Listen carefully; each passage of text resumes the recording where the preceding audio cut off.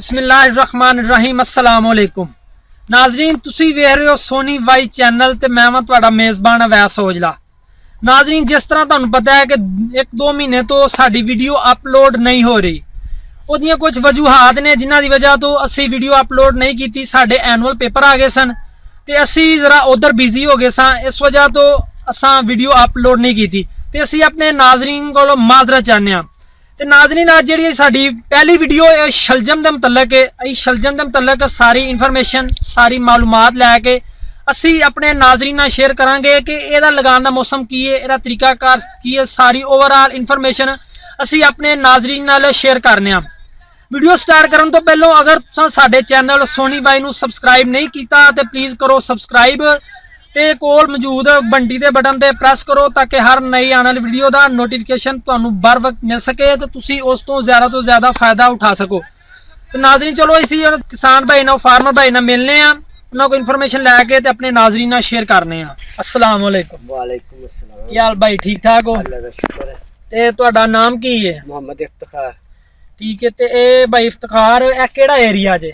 ए मंडियाले तेगे दा एरिया। ते मंडियाले तेगे दा एरिया गुजरांवाला। ठीक है। ते ए अगर तुहाडे नाल कोई राबता करना चाहे तो ओहदा कोई नंबर तुहाडा कांटेक्ट नंबर की है? हैगा 0347 84 36 744। अच्छा ते ये तुहाडा जेहड़ा शलजम दा कारोबार या ओवरऑल जेहड़ा तुसीं सब्जियां दा कारोबार करदे किन्ने कुछ सालां दा तुहाडा एक्सपीरियंस है? ये सानू चौथा पंजवां साल हो गया। ते ये 4-5 साल दा तजर्बा तुहाडा कैसा रहा है? अल्हम्दुलिल्लाह बहुत अच्छा रहा। ते ये तुसां जेहड़ी शलजम लगाई होने वाली जी जी। अच्छा ते ਇਹਨੂੰ ਕੋਈ ਲਗਾਉਣ ਦਾ ਕੀ ਤਰੀਕਾਕਾਰ ਹੈ? ਇਹਦੀ ਜਦੋਂ ਤਿਆਰੀ ਇਹਨੂੰ ਪਹਿਲਾਂ ਲਗਾਉਣ ਦਾ ਕੀ ਤਰੀਕਾਕਾਰ ਹੈ? ਕੋਈ ਬਿਆਈ ਯਾਨੀ ਕਿ ਵਾਈ ਕੀ ਹਿਸਾਬ ਦਾ ਹੈ? ਅਸੀਂ ਇਹਨੂੰ ਪਹਿਲੇ ਅੱਛੀ ਤਰ੍ਹਾਂ ਵਾਇਆ, ਵਾਹਣ ਤੋਂ ਬਾਅਦ ਫਿਰ ਇਹਨੂੰ ਖਾਦ ਪਾਈ ਥੱਲੇ। ਹਾਂਜੀ ਖਾਦ ਪਾਈ ਥੱਲੇ, ਫਿਰ ਜਿਸ ਤਰ੍ਹਾਂ ਸਟਾਲਾ ਬੀਜੀ ਦਾ ਪਾਣੀ ਦੇ ਕੇ ਫਿਰ ਉੱਤੇ ਛੱਟਾ ਦਿੱਤਾ। ਅੱਛਾ ਤੇ ਇਹਨੂੰ ਕੋਈ ਲਗਾਉਣ ਦਾ ਛੱਟੇ ਵਾਲੀ ਤਰੀਕਾਕਾਰ ਜਾਂ ਖੇਲਾਂ 'ਚ ਵੀ ਲਗਾਇਆ ਜਾ ਸਕਦਾ ਹੈ? ਖੇਲਾਂ ਤੇ ਵੀ ਲਗਾਇਆ ਸਕਦਾ। ਅੱਛਾ ਤੇ ਸਹੀ ਕਿਹੜਾ ਤਰੀਕਾਕਾਰ ਹੈ, ਖੇਲਾਂ ਵਿੱਚ ਜਾਂ ਛੱਟੇ ਨਾਲ? ਨਹੀਂ, ਖੇਲਾਂ ਦਾ ਅੱਛਾ ਤਰੀਕਾ ਕਿਉਂ ਜ਼ਿਆਦਾ ਮੋਟਾ ਹੁੰਦਾ। ਤੇ ਇਹ 1 ਕਿੱਲੇ ਦੇ ਕਿੰਨਾ ਕੁ ਬੀਜ ਇਸਤੇਮਾਲ ਕਰਦੇ ਹੋ ਤੁਸੀਂ? ਅਸੀਂ ਇਹ ਕਰਨੇ 800 ਗ੍ਰਾਮ। 800 ਗ੍ਰਾਮ ਯਾਨੀ 1 ਕਿੱਲੇ ਦੇ ਵਿੱਚ? ਹਾਂਜੀ 1 ਕਿੱਲੇ ਚ 800 ਗ੍ਰਾਮ। ਉਹ ਖੇਲਾਂ ਵਿੱਚ ਵੀ 800 ਗ੍ਰਾਮ ਛੱਟੇ ਦਾ ਵੀ 800 ਗ੍ਰਾਮ ਲੱਗਦਾ ਹੈ? ਉਹ ਉੱਤੇ ਹੁੰਦਾ ਨਾ, ਉਹਦੇ ਤੇ ਕਿਲੋ ਲਾ ਲਓ, ਕਿਲੋ ਆ ਜਾਏਗਾ। ਅਸੀਂ ਜਿਹੜਾ 800 ਗ੍ਰਾਮ ਪਾਇਆ। ਅੱਛਾ ਤੇ ਇਹਨੂੰ ਲਗਾਉਣ ਦਾ ਤਰੀਕਾਕਾਰ ਮੌਸਮ ਇਹਨੂੰ ਕਿਹੜਾ ਹੈ? ਮੌਸਮ ਇਹ ਕਿਹੜੇ ਮੌਸਮ 'ਚ ਲਗਾਇਆ ਜਾਂਦਾ ਹੈ? ਇਹ ਮੌਸਮ ਅੱਜ ਕੱਲ ਵੀ ਲਗਾਇਆ ਜਾਂਦਾ ਹੈ, ਇਸ ਤੋਂ ਪਿੱਛੇ 1.5 ਮਹੀਨਾ ਪਹਿਲੇ ਉਦੋਂ ਵੀ ਲਗਾਇਆ ਜਾਂਦਾ। ਯਾਨੀ ਕਿ ਸੀਜ਼ਨ ਇਹਦਾ ਸਹੀ 1.5 ਮਹੀਨਾ ਪਹਿਲਾਂ ਉਦੋਂ ਇਹਨੂੰ ਲਗਾਇਆ ਜਾਂਦਾ। ਹਾਂਜੀ। ਅਤੇ ਇਹ ਕਿੰਨੇ ਕੁ ਮਹੀਨਿਆਂ ਦੇ ਵਿੱਚ ਤਿਆਰ ਹੋ ਜਾਂਦਾ ਜੇ? ਇਹਨੂੰ ਅੱਜ 35 ਦਿਨ ਹੋਏ ਨੇ। ਅੱਛਾ ਮਾਸ਼ਾਅੱਲਾ 35 ਦਿਨ। ਨਾਜ਼ਰੀਨ ਤੁਸੀਂ ਵੇਖਿਆ ਇਹ 35 ਦਿਨ ਦਾ ਇਹਨਾਂ ਦੀ ਇਹ ਫਸਲ ਜਿਹੜੀ ਹੈ ਨਾ ਇਹ ਤਿਆਰ ਹੋਈ ਹੈ। ਤੇ ਇਹਦੀ ਕੋਈ ਦੁਆਵਾਂ ਖਾਦਾਂ ਦਾ ਕੀ ਹਿਸਾਬ ਕਿਤਾਬ ਹੈ? ਇਹਨੂੰ ਥੱਲੇ ਇੱਕ ਤੋੜਾ ਪਾਇਆ, ਉੱਤੇ ਤੋੜਾ ਖਾਦ ਦਾ ਪਾਇਆ, ਬਸ ਸਹੀ ਹੈ। ਤੇ ਇਹ ਤੁਹਾਡਾ ਹੁਣ ਤਿਆਰ ਹੋ ਗਿਆ ਜਾਂ ਨਹੀਂ? ਤਿਆਰ ਹੈ ਹੁਣ ਬਿਲਕੁਲ। ਤੇ ਇਹ ਜਿਹੜਾ ਗੋਂਗਲੂ ਇਹ ਜਿਹੜਾ ਜ਼ਿਆਦਾ ਲੋਕੀ ਛੋਟਾ ਪਸੰਦ ਕਰਦੇ ਨੇ ਜਾਂ ਵੱਡਾ ਪਸੰਦ ਕਰਦੇ ਨੇ? ਜ਼ਿਆਦਾ ਇਹ ਚੀਜ਼ ਪਸੰਦ ਕਰਦੇ ਨੇ।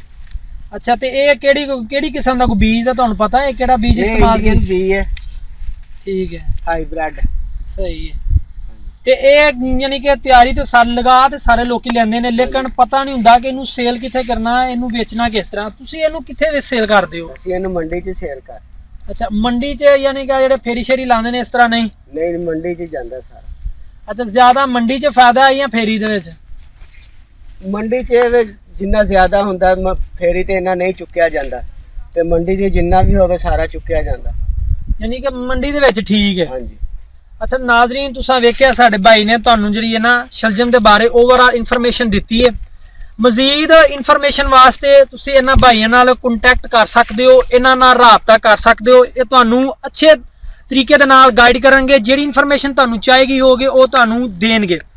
ਤੇ ਇਸੇ ਦੇ ਨਾਲ ਸੋਨੀ ਵਾਈ ਚੈਨਲ ਦੀ ਟੀਮ ਨੂੰ ਦਿਓ ਇਜਾਜ਼ਤ। ਇਨਸ਼ਾਅੱਲਾ ਇੱਕ ਨਈ ਵੀਡੀਓ ਲੈ ਕੇ ਤੁਹਾਡੀ ਖਿਦਮਤ 'ਚ ਹਾਜ਼ਰ ਹੋਵਾਂਗੇ। ਅੱਲਾ ਹਾਫਿਜ਼।